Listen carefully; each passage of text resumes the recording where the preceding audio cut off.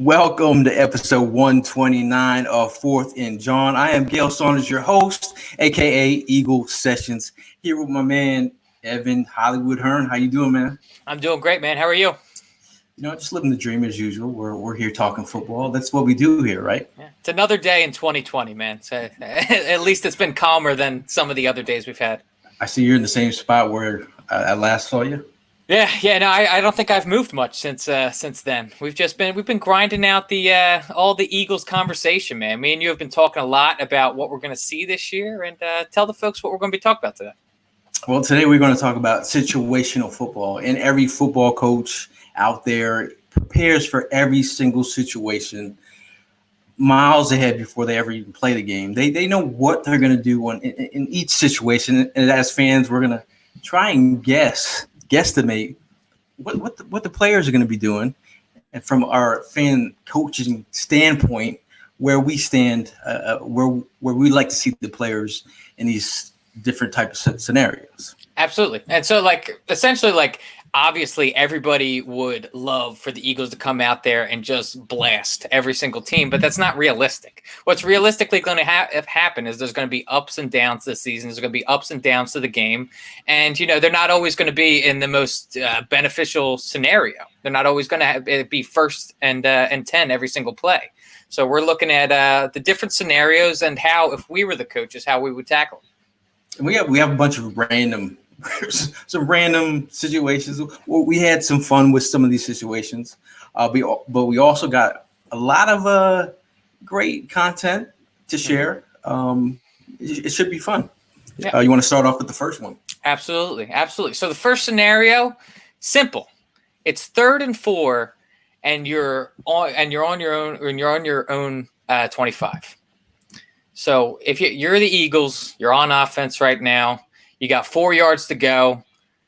You're on your own 25. What are you going to be doing in this situation, Gayle? You're Dougie P. Let's see here. There's a guy. We drafted him in the first round. His name is Gayle Rager. Pre-snap. Trying to set up a little bubble screen to Rager. Rager across the middle, bust one. Rager still on his feet. There he goes. Jalen to the house, 65 yards. Wow. Well, let me be the first to say, man, he should not have gotten to the end zone on that play. There were so many. He's so elusive. I mean, that's called talent. That's called make you miss ability. And I think having a guy like Jalen Rager who can run screens, he can get vertical. He can do He got up on that ball. He can do a wide array of things. So I think having that kind of skill set, especially with the screen game could be on another level. Now, who do you have on your 3rd and 4 on their 25? Well, you see, I thought very similarly. I thought to myself, this is not exactly a play you want to try and go deep on. The Eagles move very well horizontally across the field with their little dink and dunk plays, with their screen plays. And so I stuck with a similar vein, just a different player. When Jackson gets back, I think it's going to be very different, though. So Alshon Jeffrey watching. And here is a little tight end screen. And it's going for big yardage to Goddard. Then, Tony, you warned us about him. The second.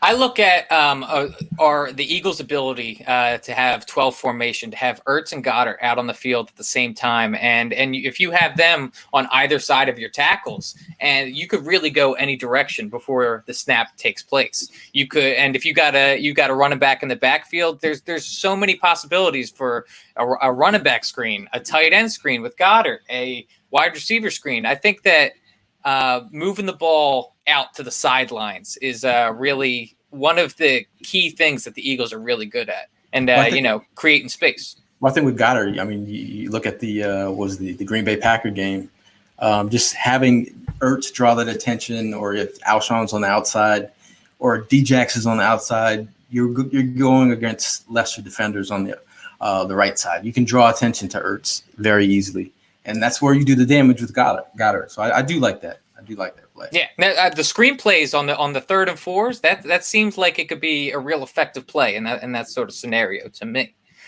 Now, moving forward, we've got 4th and goal. 4th and goal, and you're on defense. Who on defense is going to make the key stop to make sure that the other team doesn't score?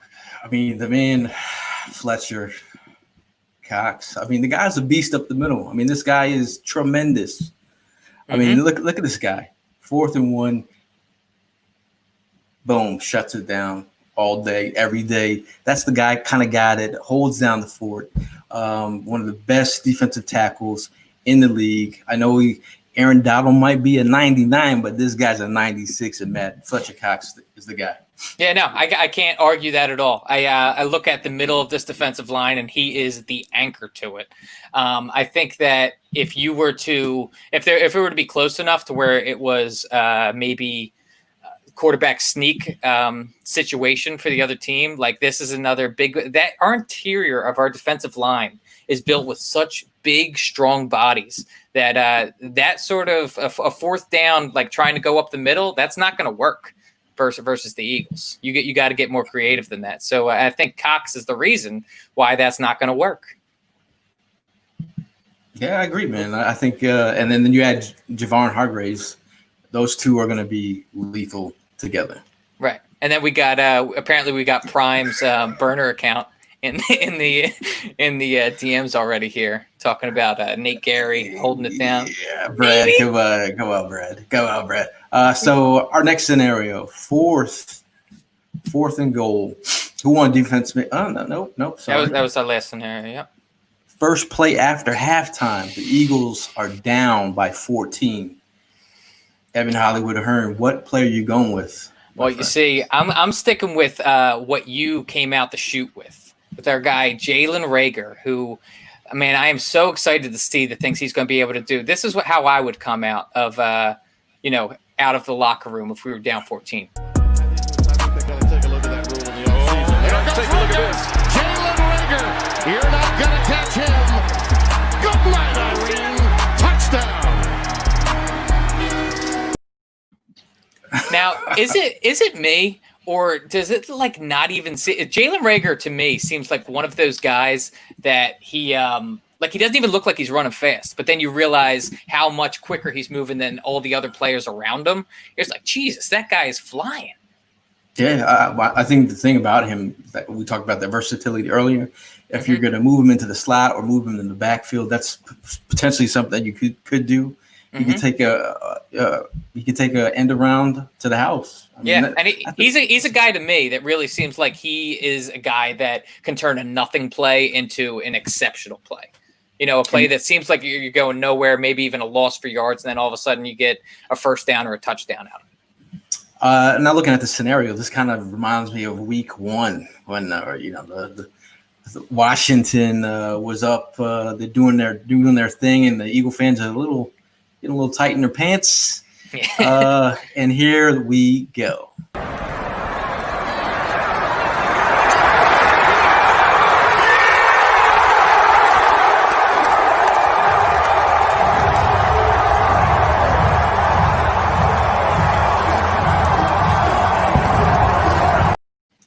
Bomb to Deshaun Jackson. Carson Wentz lights up the stadium. And it kind of makes me, did you hear the crowd, man? I heard the crowd. And that, like, it makes you wonder. It makes you wonder what game day is going to be like. That crowd was starting to erupt as soon as the ball left Carson's hands. It didn't even get to Deshaun yet. And while that ball – thank you, Kyle. We appreciate it. Shout out, Kyle. Yeah, the stadium was erupting before the ball even reached Deshaun Jackson's hands. So that sort of energy, I feel like that contributed to Deshaun's swag, and a lot of these players like Jalen Mills, I feel like they kind of fed off of the crowd's energy. Yeah, but going back to Djax, I think he's the kind of guy that can ignite an offense. It only takes a couple plays to get back in the swing. Now, if Deshaun Jackson is right, And I mean, but also we have Jalen Reagor. We have a couple other vertical threats, Marquise Godwin. But again, if D-Jax can light it up, get it going, that's the play. That's what me and you were talking about prior to this show starting. It's just like we're looking at the wide receivers and just the blazing speed we've got. Like if you pulled up one of your favorite Madden plays, but realistically, how do you stop that? If you got four guys, if you got a bunch of guys, at least three guys on the field that can run 4 3s, how do you stop it? Yeah, it's tough. Yeah. So going on to the next scenario, we've got this is what I like to call the Doug P scenario. This to me was like I put this question in here because I really want to drive home the fact that that our man Dougie, he is a guy that in this situation, to me, he goes for it every single time. There is no there's no punting in this scenario. You might, depending on how the wind is blowing, you might send Jake Elliott out there, but he's got to go for it every single time on this. I would even stick with the screenplays that we have been talking about. I'm trying to figure out which play I picked. But you can pick yours. Go ahead. No, I was more of just I didn't have a particular play in mind. Just I like the for this sort of play, and something that I really like what Doug was doing at the end of last season. There was a lot of plays where it would be sometimes even longer than 4th and 2, maybe 4th and 4, and Carson read the box, saw that there was a lot of guys, a lot of defensive backs out on the field, and you don't expect the offense to run the ball in that scenario. But I've seen some plays break off. I'm thinking Zach Ertz. He looks over to Carson Wentz. You see me. Gives him the look. You see me. It takes is a look. It takes a look because they're both on the same page. Always. He's the go-to guy. I feel like Zach Ertz and Carson Wentz are always money. You think whenever like Carson Wentz and his girl and Zach Ertz and Julie Ertz, they get together for dinner, you think that like Carson's girl gets a little bit jealous? You think that he's eye-banging Zach across the table, or you think that's just on the football field? Does it get catty? Is there jealousy? He might get a little jealous. I think their relationship is super tight. I mean, do you remember Carson Wentz's honeymoon? He was getting reprimanded by the girl for looking at plays underneath the table. I'd have to say that Carson probably could finish Zach's sentences. I would say so. It's Carson Wentz's. That's the type of relationship I want my players to have, though. But respect to Julie Ertz. It's Julie Ertz's husband. Okay. Of course. Now, moving right along to the next scenario, haven't been able to get the run going all day, and did Deshaun or Alshon go down with injury? Mm-hmm. Game plan moving forward. Well, to me, this is exactly what pulls us out of that hole. It's the guys in the middle of the field. It's obviously with Deshaun or Alshon going down with injury, that really hurts your wide receiver core. You haven't been able to get the run going all day, so you can't rely on Miles Sanders. So what do? You attack the linebackers another way. You attack them through two of the top tight ends in the league. We have the talent, so you just got to use it. That's how I would get out of that hole. Yeah, I'm gonna go right back to Dallas Goedert. Dallas Goedert's look homie. Okay, we're gonna dodge punches. We're not gonna get knocked out, son, and we're gonna score touchdowns right here. We're gonna work these seams and be the reliable targets that we are. So yeah, I mean I like that. I mean like that's a luxury to have those type of tight ends that you can rely on. I mean we're talking top 2 tight ends.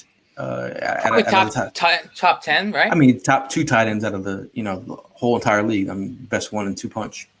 Absolutely. Yeah. No, there's no other tight end room that quite like ours. So that's how I would. And then, next game, you can eventually get back to Carson spreading the ball around. Yeah, man. I mean, with all the weapons at hand, I mean, he's going to have his fair of weapons to spread it around to. Scenario moving forward, the left side of the offensive line hasn't been able to stop the pass rush at all. Game plan moving forward. That's code word. Yeah. What is the coded language that you're seeing? This the left side of the line hasn't been able to stop the pass rush all day. Who's Andre? Andre, you're not pulling your weight, man. You're not pulling your weight. So in that scenario, you gotta protect the quarterback above all else, right? Thank God we have a guy who is familiar with the position, right? So if the left side's getting lit up, what you got to do is put the guy that has been Carson's blindside tackle pretty much Carson's entire career, except for when he was injured. And then at right guard, I mean, right? you bring in Frederick Douglass. Oh, I mean, excuse me, Matt Pryor in the building. Emancipation Proclamation. I think you have to, they've been grooming him at the position. Why not make him work? See what he has. I'm really excited to see the progression of Matt Pryor. I feel like that's a guy that has had a lot of potential. We just haven't really gotten to see his full package yet. That is not how I meant it. I meant we haven't been able to see his full ability to this point. And I think that he would fill in. When you're on the right side of the line between Kelsey and between Lane Johnson, I feel like you don't need to not pull your weight, but you got two Hall of Famers potentially on either side of you that could help you out if you need. I think he's been groomed for the last couple of years. I think if he's going to show something, it's now. They always talk about his big mitts. Hopefully he could dig in and put in some work. I mean, that would be key. The next scenario that we have, the middle of the field has been wide open all day. The linebackers are getting worked. Is that code word for the white snake getting worked by tight ends and running backs? Quite possibly. Hopefully, Prime's got the earmuffs on right now. Because it's probably the white snake going down. Because I feel like there's a white snake fan club going on, but in this scenario, he is the linebacker that is getting worked by tight ends and running backs. So who do you have to solve this issue? Well, in previous years, we had a guy that was probably more reliable than anybody we've had. Arguably, people are quick to say he's the second best safety that the Eagles have ever had behind Brian Dawkins, and that would be Malcolm Jenkins, who I'm referring to. We got another guy from Clemson this year who I'm really excited to see. And I look at his tape. This is him against Boston College. It's against a 247 running back. 247-pound running back, and he just plugs the hole straight up. Oh, fill the hole. I mean, I look at that and I see a guy that he's more of who has the potential to be more of that hybrid safety linebacker position that Malcolm Jenkins played so well. And I would trust someone like Kayvon Wallace. I mean, if he's stopping a 250-pound Mack truck from going through the line, I would be comfortable putting him in that scenario. You have to think about, he's still a rookie. Mm-hmm. How is he in coverage? That's yet to really been tested. But I think he's a versatile player, and I think he can give you something by the line of scrimmage. We hope. But for me, I'm going to Philly's own. The prodigal son has returned. Mr. Will Parks. He's giving you something in the run against the run.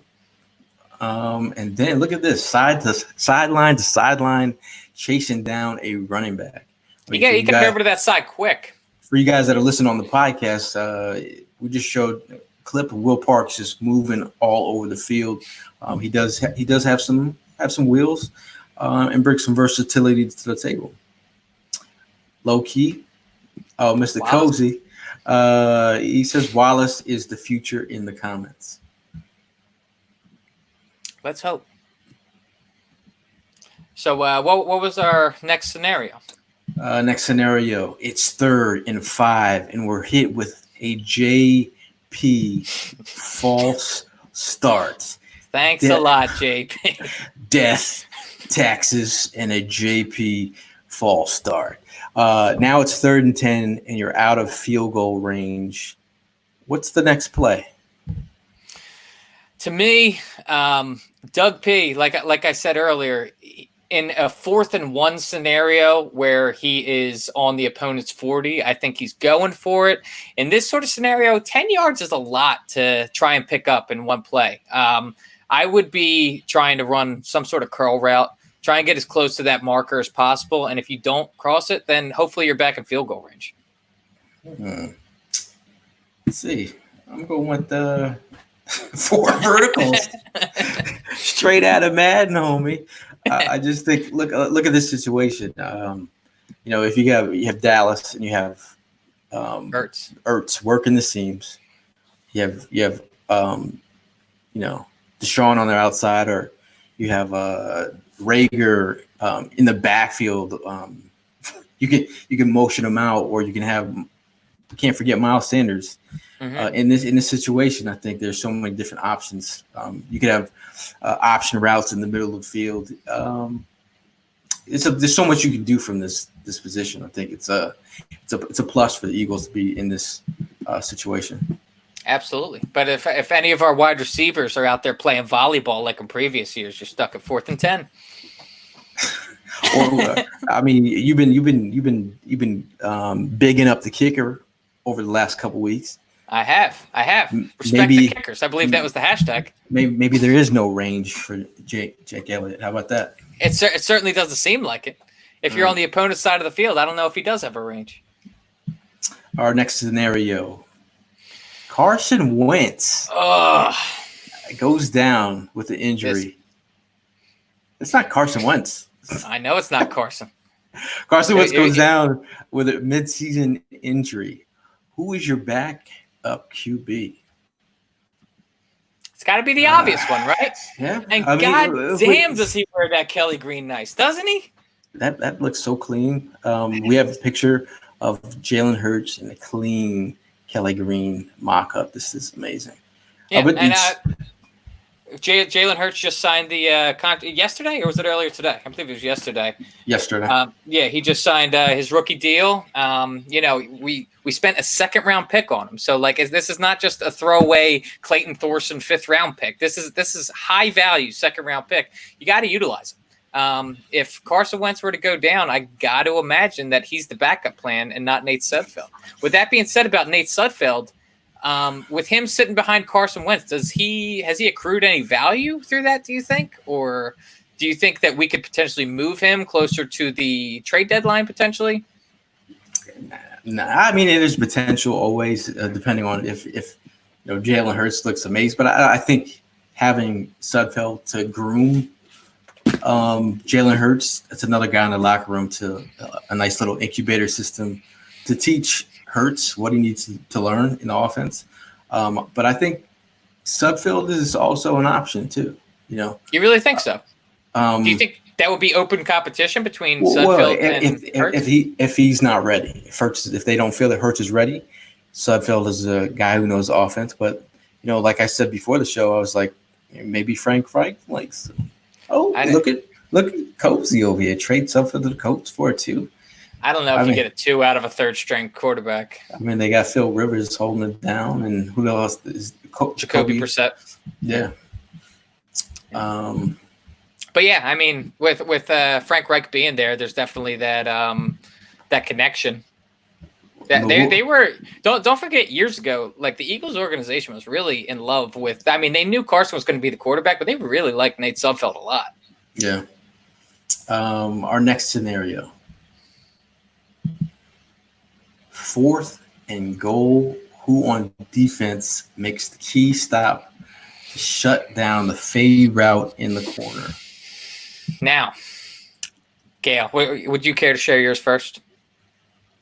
The Eagles did put their money where their mouth is and finally got themselves a CB1 in the name of DJ Slay. Darius Slay. Darius Slay. Look at that finger. I mean that's I feel like he learned that from someone, to be honest with you. I feel like he learned that from surprisingly my option for this. My man Jalen. Put some respect on the name. I mean, he's caught a lot of flack over the years, but the way that I look at it, man, in the year that we made that ever so glorious run, who shut down Julio Jones in the biggest play of probably his career? That was my man who originated the finger wagging in Philadelphia. And I'd have to say Mills' finger wag is a little bit more sassier. Yeah, I agree. I think he's got a little bit more swag dripping from that finger wag. I'm not saying more swag entirely, but from the finger wag, he might have him beat. Yeah, moving on to the next. So Byron Maxwell from the rooftops. Our scenario: who changes the momentum of the game with a big time interception? That goes now. I'm in your range. This guy, he's tormented the Eagles in the past. He has got the finger wag somewhat down. He's a beast. He's obviously going to be the number one defensive back on our team this year. That's why we brought him in. We've brought him in because our cornerbacks in previous years have been absolute toast. He's going to change that all around. And quite frankly, the dude's a ball hawk, man. I mean, we don't really have defensive backs that register high amounts of interceptions in each season. Going back to 2017, he had eight interceptions. That's not something we've seen around here for a long time. So I think he's got the potential to A, get the most interceptions this season among any of our defensive players, and B, have the ones that are the biggest momentum changers. Well, they don't call him Big Play Slay for nothing. 2nd and 8. Brady going deep downfield into double coverage, and it's intercepted. Intended for Dorsett. That's Darius Big Play Slay with a very big play and a flag on the run back. And Darius Slay has some of the best ball skills you'll find in the NFL. 8 interceptions a season ago, and you see why. The best.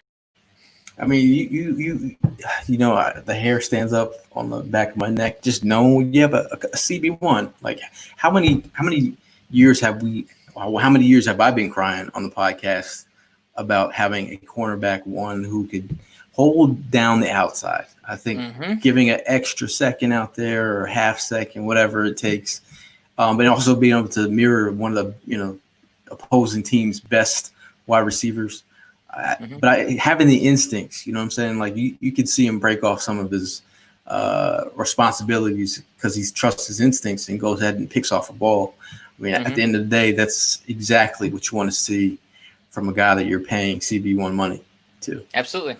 I really don't think that we've had a corner on our team like him since Asante Samuel. And I know that, like, when Byron Maxwell, when Nnamdi Asomugha came here, they were supposed to be those guys that were the lockdown corners, but they never really, like, Byron Maxwell, to me, he wasn't even the best cornerback on that Seattle defense. You know what I mean? Like, we were getting the CB2 from them and expecting him to come in here and really just be a lights out dude. He was carried by that Legion of Boom. And Nnamdi Asomugha, I mean, it didn't work out. The dude checked out. He was a little bit odd. He's eating sandwiches in the parking lot by himself. The dude was a little bit odd. Yes. This guy, Darius Slay, he's the real deal. Yeah, shout out to Jeremy Goff on Facebook. He says Asante was the last. Asante had that skill set where it was something you couldn't teach. The instincts that he had, you might, players might say some, or fans might say something about his tackling, but Asante at the end of the day was there to make plays, turn games around. I mean, big momentum changer. I mean, ask guys like Peyton Manning what Asante Samuel was. I mean, he's done a lot of damage over the years. Eagle fans always respect Asante. Every time, yeah. He's still very loved in this city for everything he did. Now, the game is won in the trenches folks. I mean, that's where players make their money. The scenario 4th and 1 on the goal line. I mean, you think about our offense. You know, do we have the power back? We have Miles Sanders, who has the ability to, flash, do some things. But who's your pick to go to 4th and 1? I mean, we have tight end options. We have Zach Ertz. I went in the Wayback Machine for this one because I got someone on this roster that it's kind of almost becoming a cliche to bring up his name because he gets brought up so often, but we don't know anything about the guy. How about Jordan Mailata with a little play that was originated by William Perry? There we get another view. First of all, the reality of 1st and goal.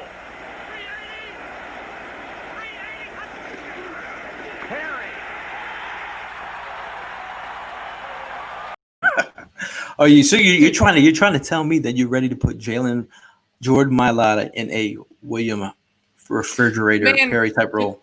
Absolutely. I think that Jordan Mailata, coming from a background of playing rugby, he is comfortable enough to hold the ball and protect it. And he's a big body. You need to get 1 yard. The dude is enormous. I look at him and you put a defensive tackle in front of him to be the fullback. How are you stopping that? If he's behind a defensive tackle and is pushing 300-pound man himself, how are you stopping that from gaining 1 yard? You can't. If you can't get anything out of him, at least try him up down by the goal line, right? Is that what you're saying? That's exactly what I'm saying. I'm saying that we haven't gotten any production from him yet. Why not utilize him? And Evan is making jokes here for you guys. Football analysis. What are you talking about? It's a freaking joke. Okay. I'm going to go with our homie, Mr. Brian Balding. I'm going to let him speak this one for me. How many teams run a quarterback sneak into this look? You got double A gap, including Petco, and Brandon Marshall sitting right on top of it, telling Carson, you ain't running quarterback sneak here. We got you. You're doing to do something else. Hand it off to Blunt. Run a quarterback sweep. You're not running sneak against us. Well, Carson said, all right. You think you got a defense to stop this? I'll take you on.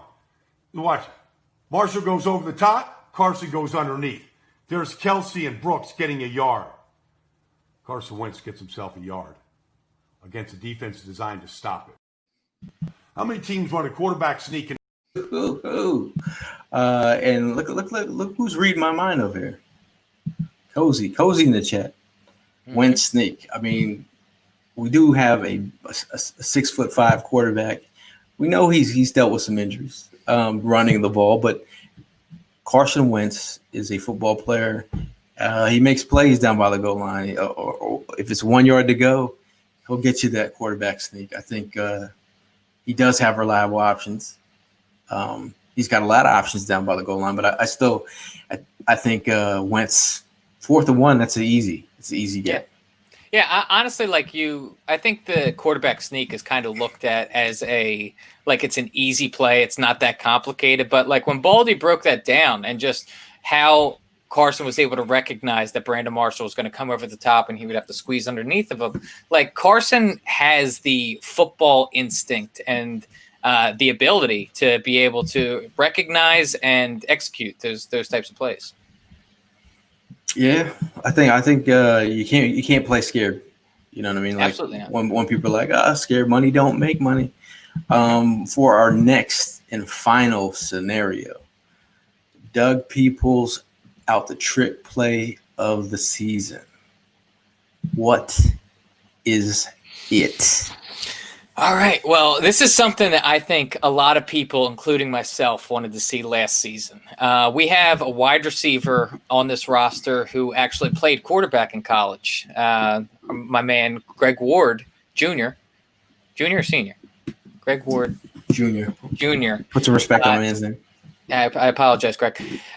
He was a quarterback at Houston, and my man's got a little bit of an arm on him. But there used to be a wide receiver for the Steelers who had a similar skill set by the name of Antoine Randall. I would like to see this kind of trick play next season. Staley end around Randall and Randall wants to throw the ball. Hines Here's Ward, wide open, touchdown. So the way I envisioned it, I see Greg Ward getting the ball on an end around, and then it's either to Marquise Goodwin or Deshaun Jackson to the end zone. Interesting. That's my trick play I'm busting out this season. And then you expect the crowd to roar, but there's no crowd in the stadiums. The cardboard cutouts are going to be going insane. Now, see, I saved this one for my last. I think people aren't going to be ready for this trick play, but when it does happen, I mean, this play alone. It's in my mind that you found it. It has history already with this organization. It has history in the hearts of fans all throughout Eagles Nation. I'm just going to run this play. Enjoy. Offset is Brooks. In motion is Lamb. They toss it to him. It's the reverse. Besquin throws, and it's Hurts for the touchdown. Lincoln Riley digging into the bag of tricks for the score. What are the chances? A Philly special with Jalen Hurts. I mean, come on. I mean, can you imagine the storylines that will be written if they ran a Philly special with Jalen Hurts? You imagine if they ran 2 Philly specials and Carson Wentz wasn't a part of one of them? I think Carson would be super tight. I think what if they put another statue, shout out to Bud Light, outside of Lincoln Financial Field. Hey, Coach Peterson, you want Philly?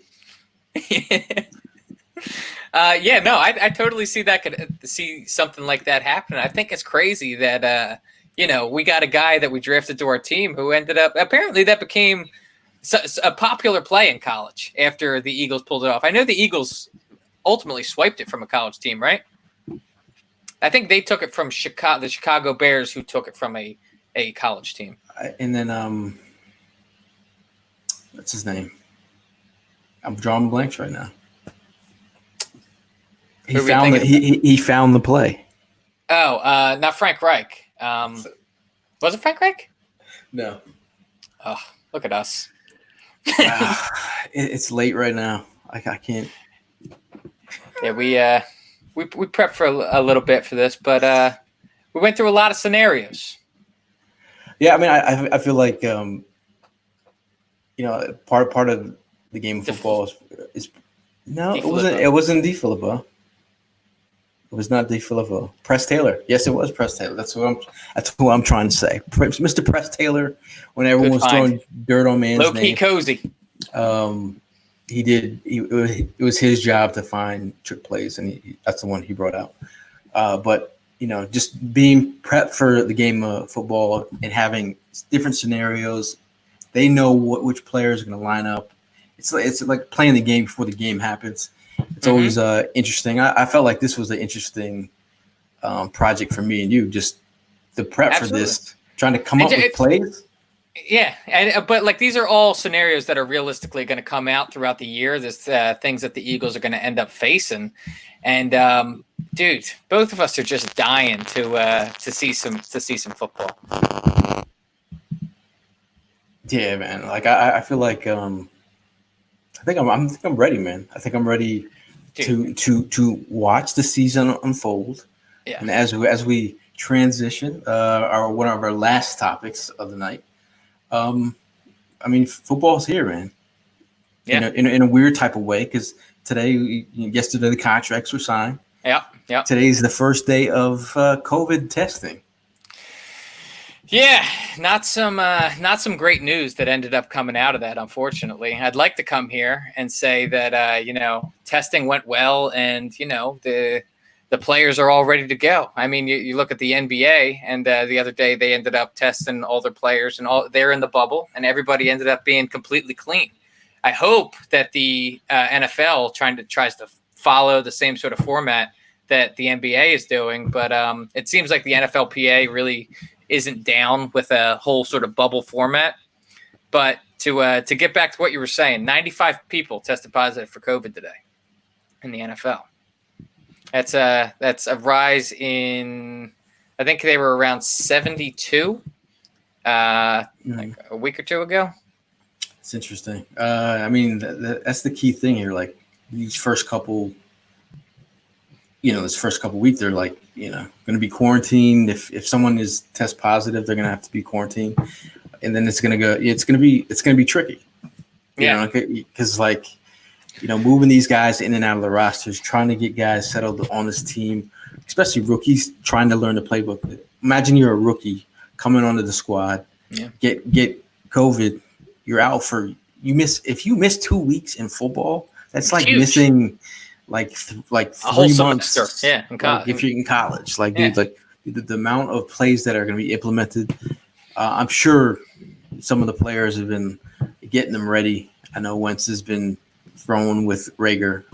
Jalen Hurts has been thrown with Deshaun. Mm-hmm. So they have veterans that are in their presence, but I feel like this is key. This is where the magic happens. You're in the coming weeks and months, you're gonna hear a lot of the cliche of mental preps. That's going to be a common theme that all the coaches are saying that the players are getting their mental reps in and whatnot. But ultimately, and they came down with a ruling since our last show where they talked about they're not going to have any preseason games. That's where it's standing right now. When before it was 2.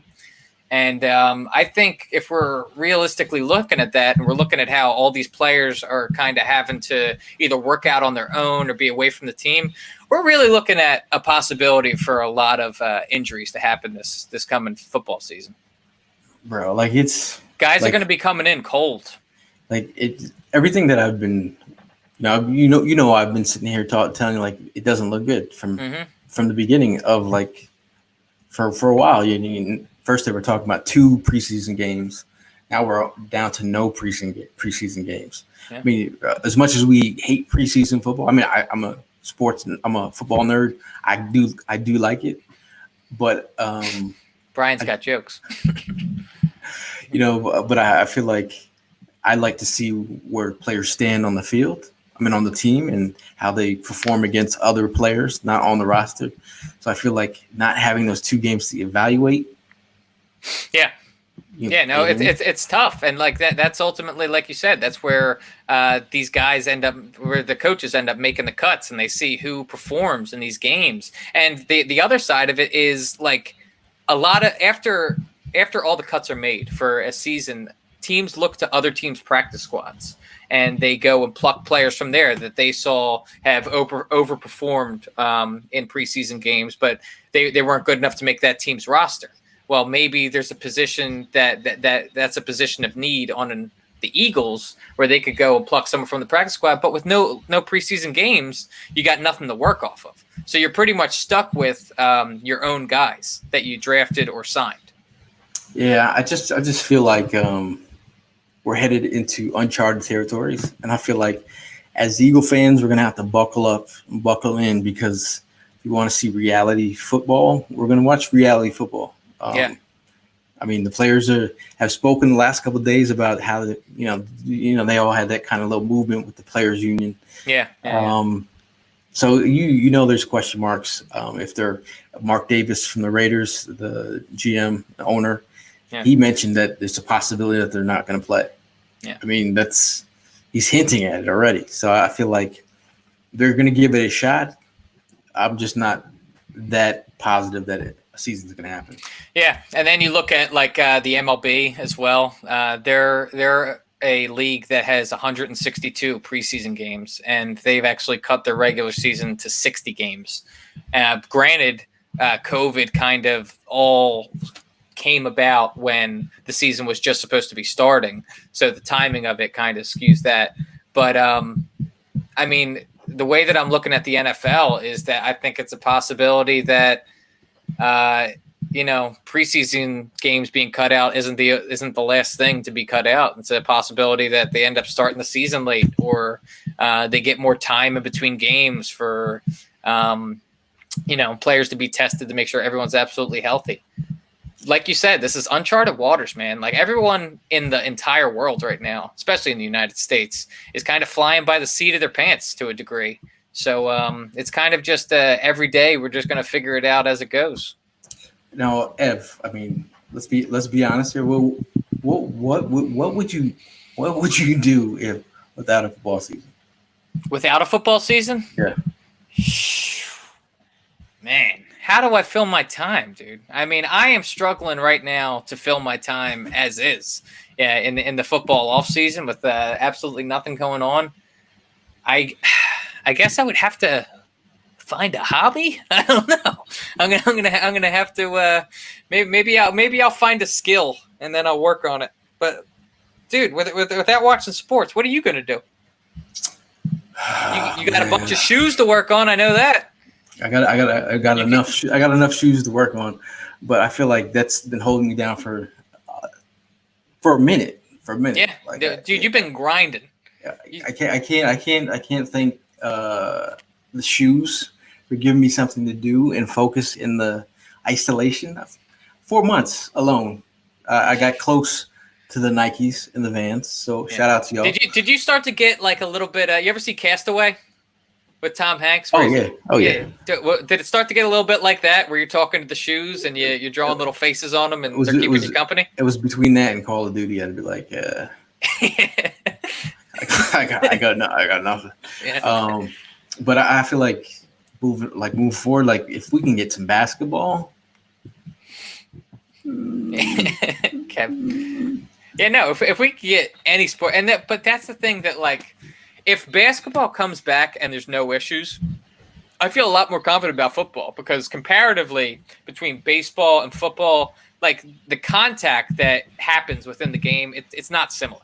Whereas like basketball and football, how guys are up against each other, sweaty bodies crashing into each other, like that is kind of the same as far as contact in basketball and football. So if basketball is able to figure it out, I feel more confident. But like I said in the past, you're looking at a roster with basketball that's a 12-man roster versus a 53-man roster. So that's, it's 5 times the amount of people, 5 times the amount of risk.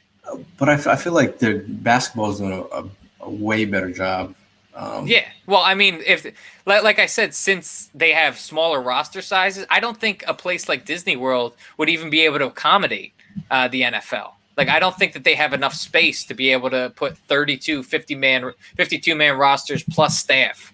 I don't know if Disney, maybe they got the space for that, but I think that those players are taking up a big portion of that park. And then you look at Disney's, they're busting to get that park back opened. I know it's already opened up, so they probably don't want to have the entire park just cordoned off to professional players. They want to have revenue coming in with the people that want to go into the parks. Are you going to parks? Hell no, I'm not going to the parks. You crazy? Yeah, It blows my mind that, and it is what it is. But Disney World's opening up their parks and they're keeping their offices closed. That's a little bit sketchy to me. People are just trying to get COVID going out these days. I think I get it. People are going stir crazy and people need to get out. But before we get out of here, I just wanted to give a big shout out to Gio. Shout out to Gio. Yeah, man. Yeah, he's going for another jaw surgery. This dude has been tailgate legend, man. Tailgate legend, man. Gio shows up and he's a ball of energy, and you can tell he's a diehard. Just watching him and his excitement about the game does fire up everybody. He's got the passion that all Eagle fans have, but at his age, it's even more magnifying. But this dude is just a legend.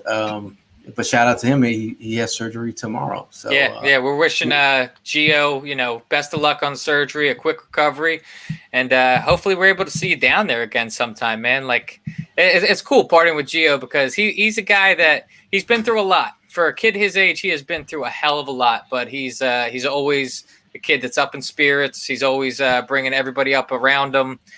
Diehard Eagles fan, and we're pulling for him. Yeah, I mean.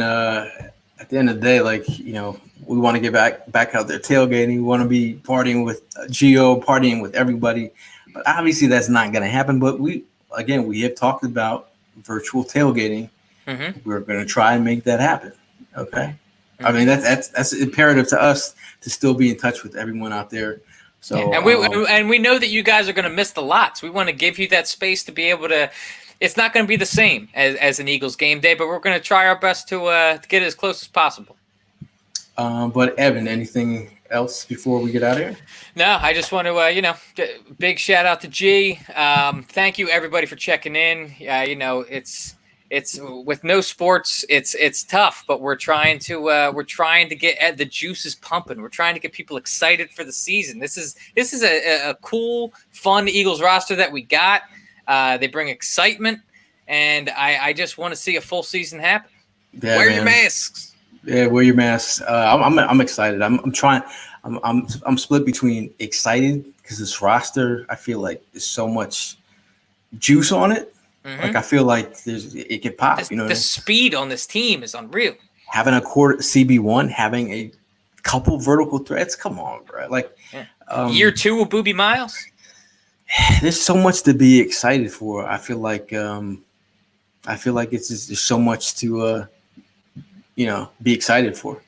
But that's all for us for now. We will see you in the next one. And as always, fly, Eagles, fly.